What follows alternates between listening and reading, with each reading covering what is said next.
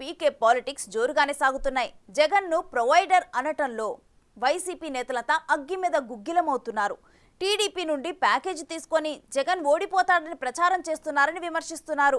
అయితే ప్రస్తుతం ఐపాక్ సంస్థ వైసీపీ కోసం పనిచేస్తోంది.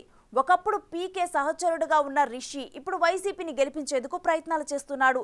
ఈ పరిణామాల మధ్య ఏపీ ఎన్నికల్లో మరింత వేడి పుడుతోంది.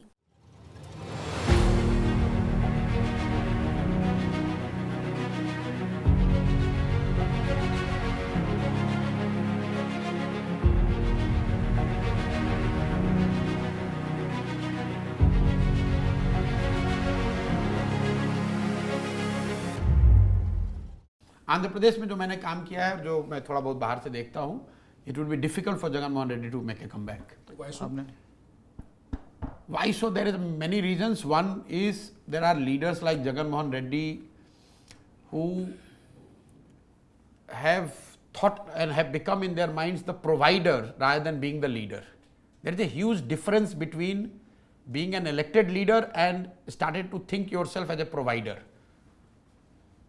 जब आप डेमोक्रेटिकली इलेक्टेड लीडर हो तो you have to provide, but you have to also take care of the people's aspirations. जब आप प्रोवाइडर बन गए हो, pure play, then you think कि भाई मैं राजा हूँ, मुझे पता है तुम्हें क्या चाहिए, मैं दे रहा हूँ और मुझे वोट देते रहो.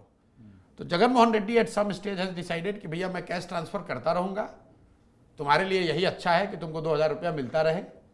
सड़क बने या ना बने, कैपिटल आंध्र प्रदेश में हो ना हो, फैक्ट्री लगे ना लगे, हम कर्ज लेकर ही पैसा तुम्हें दे रहे हैं, लेकिन दे तो रहे हैं. So he has gone into this provider mode. ఎన్నికలకు సమయం దగ్గర పడుతున్న తరుణంలో ప్రశాంత్ కిషోర్ చేసిన వ్యాఖ్యలు వైసీపీ శిబిరాన్ని ఆగ్రహానికి గురిచేశాయి.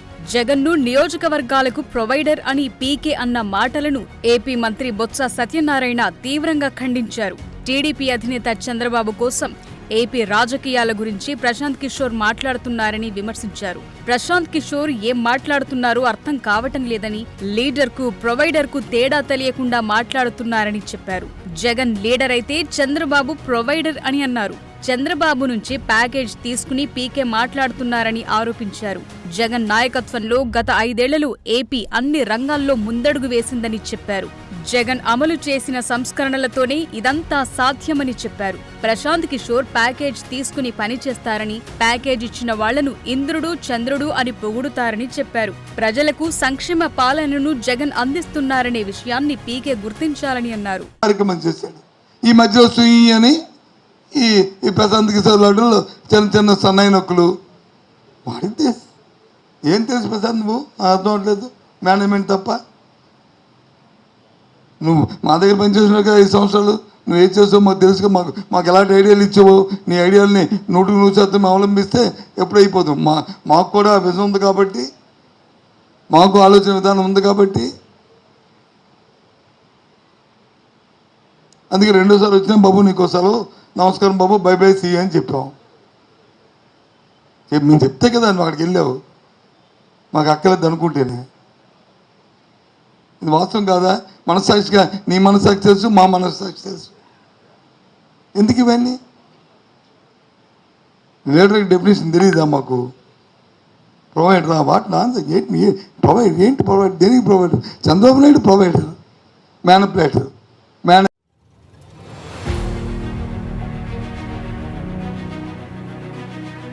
అయితే కొన్ని నెలల క్రితం ప్రత్యేక విమానంలో విజయవాడ వచ్చిన ప్రశాంత్ కిషోర్ చంద్రబాబుతో సమావేశమైన సందర్భంగా ఏపీలో రాజకీయాలు హీటెక్కాయి. దేశంలో పలు పార్టీలకు ఎన్నికల వ్యూహకర్తగా పనిచేసిన ప్రశాంత్ కిషోర్ సడన్ గా లోకేష్ తో కలిసి వచ్చి తరువాత చంద్రబాబుతో భేటీ కావటం అప్పట్లో ఆసక్తిని రేపింది. పీకేతో చంద్రబాబు భేటీపై అధికార వైసీపీ నుంచి కౌంటర్లు, సెటైర్లు బుల్లెట్లలా దూసుకొచ్చాయి. గతంలో బీహార్ డెకాయిట్ అంటూ తిట్టిన పీకేను ఇప్పుడు తమకు వ్యూహకర్తగా పనిచేయాలంటూ ఢిల్లీకి వెళ్లి బతిమిలాడి మరీ తెచ్చుకున్నారంటూ చంద్రబాబుపై వైసీపీ నేతలంతా దుమ్మెత్తిపోశారు. ఏ పీకేలు వచ్చినా చేసేదేం లేదన్నారు. ఒకవైపు ఇంత ఘాటు వ్యాఖ్యలు చేస్తుంటే చంద్రబాబుతో భేటీ ముగిశాక ఇది మర్యాదపూర్వకమైన భేటీ అంటూ ప్రశాంత్ కిషోర్ వెళ్లిపోయారు. అలాంటి వ్యక్తి ఇటీవలి కాలంలో పలుమార్లు జగన్ ప్రభుత్వంపై కామెంట్లు చేయటం ఇప్పుడు రాజకీయాల్లో సంచలనంగా మారింది.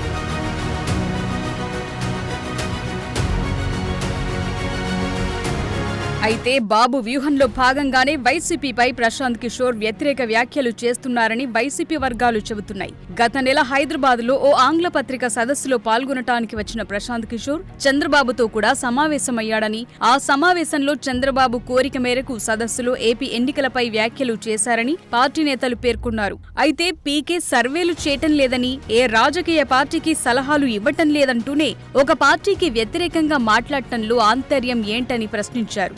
ఎలాంటి సర్వేలు చేయకుండా, గణాంకాలు లేకుండానే ఓ పార్టీ ఓడిపోతుందని చెప్పటం ఖచ్చితంగా రాజకీయ ప్రేరేపితమేనని వారు విమర్శించారు.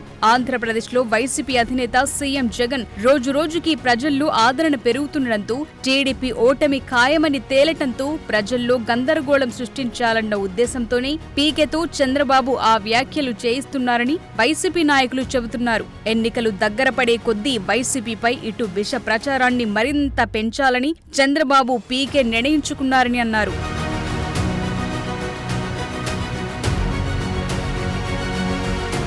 ఇక ప్రశాంత్ కిషోర్ చంద్రబాబుతో భేటీ అయిన తరువాతే టీడీపీ ఎన్నికల వ్యూహాలు అమలు చేసినట్లు కొందరు అనుకుంటున్నారు. జగన్ బలం, బలహీనతలు తెలిసిన వ్యక్తిగా ప్రశాంత్ కిషోర్ ను టీడీపీ ఈ ఎన్నికల్లో రహస్యంగా వాడుకుంటుందనే కామెంట్లు వినిపిస్తున్నాయి. అయితే తాను రాజకీయ వ్యూహకర్తగా పనిచేయటం లేదని, ఐపాక్ తోనూ సంబంధం లేని పీకే ఇప్పటికే పలుమార్లు క్లారిటీ ఇచ్చారు. కానీ చంద్రబాబు అభ్యర్థన మేరకు ఎన్నికల్లో ఏ విధంగా ముందుకెళితే గెలుపు అవకాశాలు మెరుగుపడతాయనే దానిపైన సూచనలు చేసినట్లు ఓ అభిప్రాయం కూడా లేకపోలేదు. ఎన్నికలయ్యే వరకు ప్రతి 15 రోజులకు ఒకసారి చంద్రబాబుతో సమావేశానికి పీకే అంగీకరించినట్లు అప్పట్లో వార్తలు కూడా వచ్చాయి.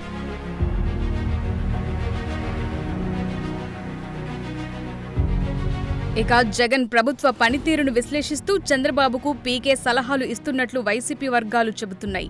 జగన్ సంక్షేమ పథకాలతో గ్రామీణ ఓటర్లలో అనూహ్యంగా బలపడ్డాయంటూ, కొన్ని అంశాల్లో ప్రతికూలతలు ఉన్నా నష్టం చేసే స్థాయిలో ప్రభుత్వ పనితీరు లేదని బాబుకు పీకే వివరించినట్లు నివేదికలు వెల్లడిస్తున్నాయి. ఇక పొత్తులు, అభ్యర్థుల వంటి వివరాల నుండి టీడీపీ ఒంటరిగా పోటీ చేస్తే వచ్చే స్థానాలు, జనసేనతో వెళ్లటం ద్వారా గెలిచే అవకాశమున్న స్థానాలపైన వేర్వేరుగా ప్రశాంత్ కిషోర్ పలు సర్వే సంస్థల నుంచి సేకరించిన సమాచారం అందించిన తరువాత పొత్తు ఖరారు అయినట్లు సమాచారం.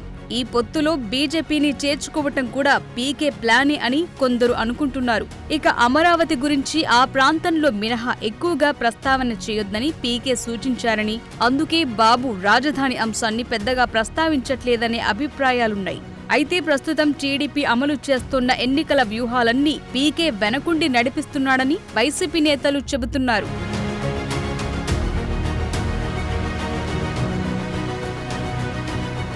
అయితే ఈ ఎన్నికలకు సంబంధించి ఇప్పటికే జగన్ నేతృత్వంలోని వైసీపీ వ్యూహాలను Indian political action committee, IPAC సేవలను వినియోగించుకుంటోంది. 2019లో ప్రశాంత్ కిషోర్ ఉంటే 2024లో ఐపాక్ సహ వ్యవస్థాపకుడు డైరెక్టర్ రిషిరాజ్ సింగ్ నేతృత్వంలో బృందం వైసీపీ కోసం పనిచేస్తోంది.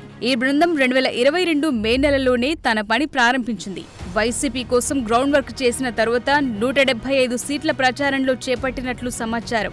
ఇక రిషి ప్రొఫైల్ కూడా చాలా పెద్దదే. కొంతమంది స్నేహితులతో కలిసి 2013లో citizens for accountable governance CAG అనే సంస్థను స్థాపించిన రిషి ప్రధానమంత్రి అభ్యర్థిగా నరేంద్ర మోదీ ప్రచారం కోసం పనిచేసినట్లు తెలుస్తోంది. 3D షోల నుంచి చాయ్ పే చర్చ వరకు మోదీకి సంబంధించిన అన్ని ప్రచారాలను కాగ్ నిర్వహించింది. రిషిరాజ్ నేతృత్వంలోని కాగ్ చేసిన ప్రచారాలు విజయవంతం కూడా అయ్యాయి.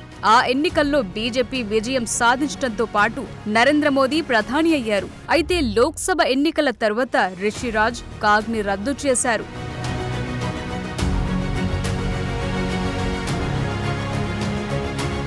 ఆ తరువాత ప్రశాంత్ కిషోర్ తో కలిసి ఐపాక్లో రిషి కీలకంగా వ్యవహరించారు. బీహార్లో నితీష్ కుమార్, ఢిల్లీలో కేజ్రీవాల్, బెంగాల్లో మమతా బెనర్జీ, తమిళనాడులో స్టాలిన్ గెలుపు వెనుక వ్యూహాల అమలులోనూ రిషి ప్రధాన భూమిక తీసుకున్నారు.